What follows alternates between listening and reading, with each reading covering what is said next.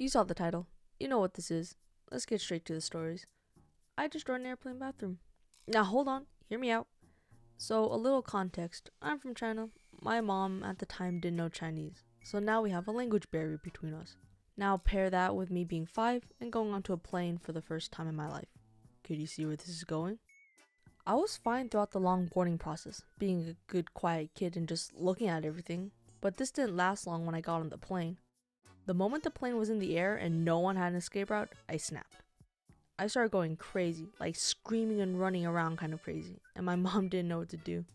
You would think that the aircrew could do something, being a Chinese flight, and talk to the crazy Chinese kid to calm down, but here's another twist. I spoke another type of Chinese that is rare and only exists in a small part of China.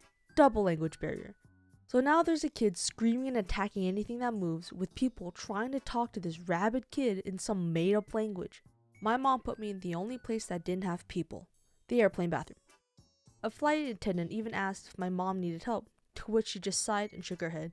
She did that because she knew nothing would stop me until I tired myself out. She hoped I would calm down in there. Unfortunately, she underestimated the strength and rage of a 5-year-old. Once it got quiet, she looked to see the bathroom trashed. Toilet seat lid broken in half. Cabinet doors. Oh, how did those child-sized head dents get there? The toilet paper holder ripped off its walls. Me, on the ground, tired. But still had energy. Round 2, baby. Well, it would have been if not for someone else stepping in and talking to me in that rare Chinese secret language. That calmed me down, finally, and I just passed out. My mom just took me and took us back to our seats. I was asleep the entire time, even for the next flight.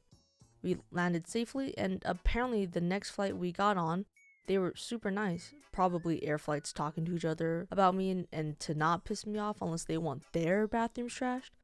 Crazy enough, I didn't have a single bruise the next day. I'm surprised I even listened at all to that person who calmed me down, since I didn't have much respect for adults at the time. I felt that I was an independent child. I don't need no help. What does this say? Teachers got the brunt of this. Just to let you know, I have respect for teachers now, at least the good ones, but back then it didn't matter. They all looked the same to me.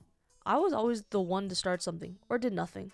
There was no in-betweens. Either I was the focus of the problem, or I wasn't. Except this sucked when I would be blamed for something I didn't do. Where's the justice? I sucked at English and anything reading since, hello, I'm a child that doesn't know your made-up language, and I'm not reading all that.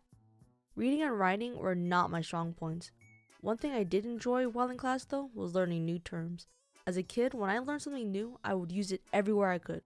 One term that really got my attention, I hate it and it's embarrassing, lazy eyes.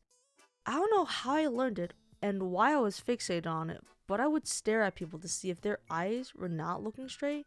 It doesn't matter who it was, friends, family, teachers, doctors. I would say to anyone, if one of their eyes were not perfectly looking straight, instant call out on lazy eye. It seems I didn't know the term. I had said it one time to a doctor and my mom quickly apologized. Safe to say I was not the best kid.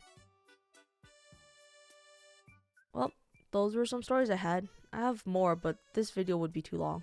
Maybe I'll make a part 2. Anyways, thanks for watching. Let me know if you have any crazy stories yourselves.